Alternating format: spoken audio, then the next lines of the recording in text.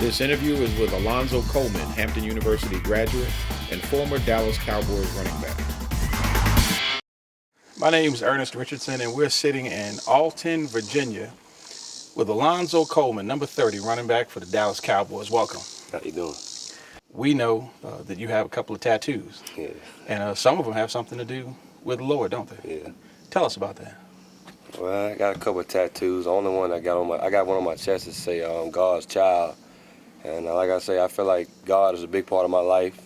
Everything I do is all because of Him. He blessed me and my family very well, and I hope He continue to do it and lead us right down the right path. Well, you're real fortunate. Daddy Jack and Mama G, as they're affectionately known, but that's Jackie Coleman. Jackie Coleman and Gladys Coleman. They are pillars of our community. I think your mom's Sunday school teacher or dad's Sunday school teacher. They do it the right way. There ain't no cut. Put it this way: ain't no corners being cut in the Coleman household. No. And if you are there on Sunday morning, you're gonna roll out. That's what happens in the Coleman household. Is church is gonna go on, and you're gonna be in the car. Yeah. You know, when you were a young guy, a lot of people don't want to get up and go to church. We want to hang out. Did you want to go? Was it part of you? Just tell me a little bit about that process. When I was coming up, I really wasn't going to church like that much. I was going every now and then, and as I got older, I started going a lot more because my mama believed in going to church and getting up on Sundays. That's God's time, that's God's day. And as we got older, we finally realized that that's really what it was. It's His time, and all the stuff He done for us, we can at least get up and go to church, hear the word, and understand that everything that we do is all because of Him. Well, not only did you go, you sang in the choir. Yeah, choir boy. Yeah. I tell you, tell me something about that. A lot of kids coming up that might be watching this, they might not want to join the choir, but a lot of these young boys can croon. Yeah. But it's a difference when you're out there crooning, singing that R&B, the stuff that just degrades the girls. I mean, just makes our beautiful young African princesses seem like a piece of dirt. And I hope they change that language. It's different when you're singing in the choir. It's different. I mean, you can sing R&B, rap, whatever else. You can sing for the Lord too. You get just as much as joy out of it, and maybe more. I mean, you up there in the choir on Sunday, you sing them joyful songs, and you feeling good. You got a lot of energy. I just feel like, I mean, every Sunday when I was up there singing, it would just lift me up even more. We heard that you used to walk around with football talking about, I'm going to be a Dallas Cowboy. Yeah. I got visions of stars on my helmet. And right now, you're a Dallas Cowboy. Yeah. How did that happen, man? Where did that drive come from, that vision from a youngster?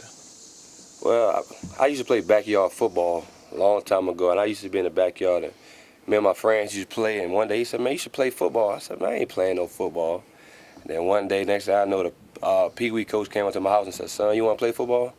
I said, well, coach, I'll give it a try. And ever since then, from Pop Warner to middle school, JV, high school, I just been playing football every day. I used to be out there catching ball with my brothers and sisters, running up and down the street with a ball. And one day I had this dream. I had a dream that I was coming out of a tunnel, never knowing what it was. And when I looked up, I had stars on my helmet. And next thing I know, playing for the Cowboys. Oh, so wait a minute. When you said you had the dream, I thought that it was just something that you were thinking about. This was a real go to sleep, wake up, and it's a dream. It was an actual dream. I got up, and I was like, man, wait.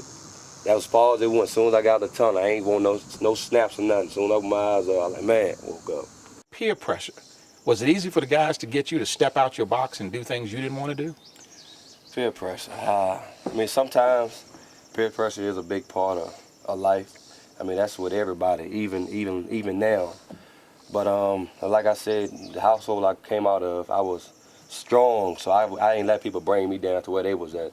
I try to stay focused, do what I know I was supposed to do. So that way I ain't had to hear my mom in the mouth. Mm-hmm. I try to stay out of trouble as much as I can. And plus, I want to be a good role model, a good example for my younger brothers and sisters. Mm-hmm. So I just try to stay out of trouble. And peer pressure was just something to the side. I never really paid attention.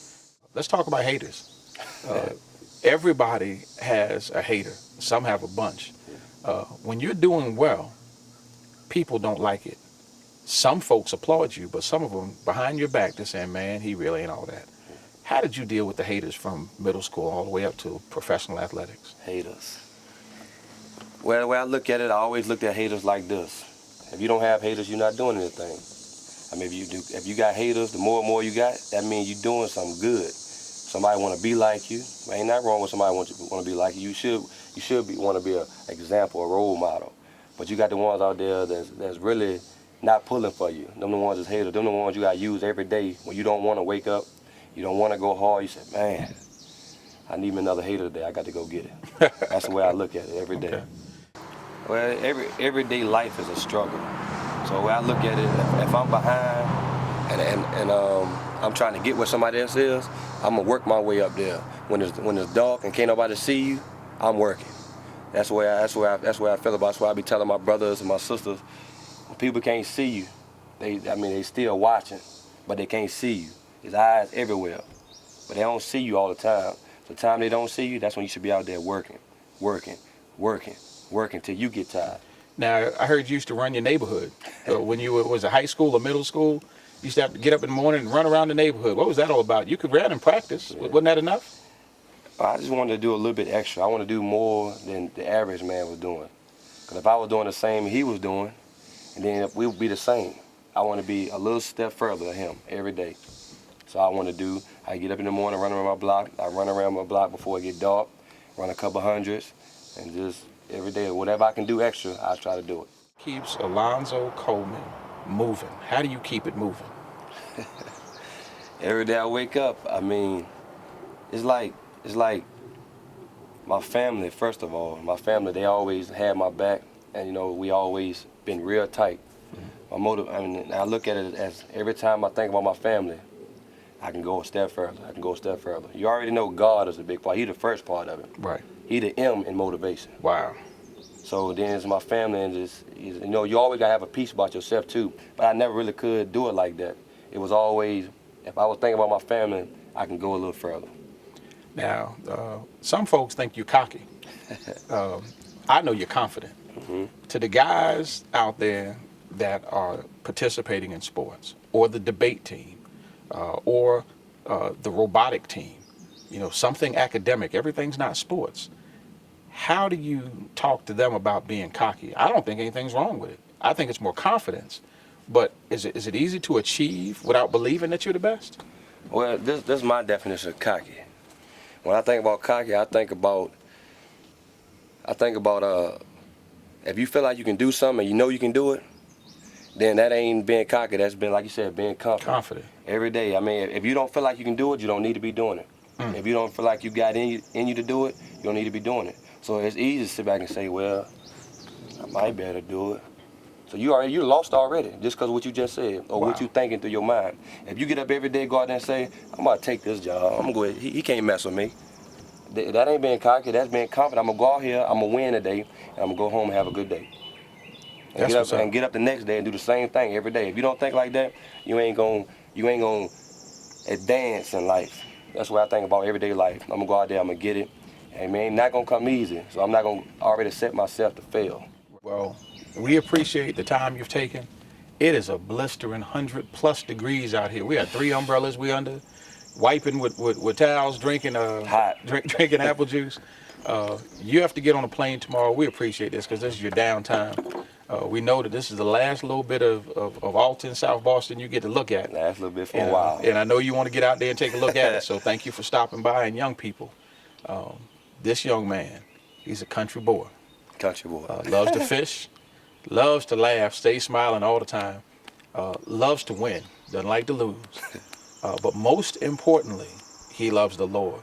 Marvin Sapp sings a song that is on this young man's cell phone. When you call him, what's that song they hear?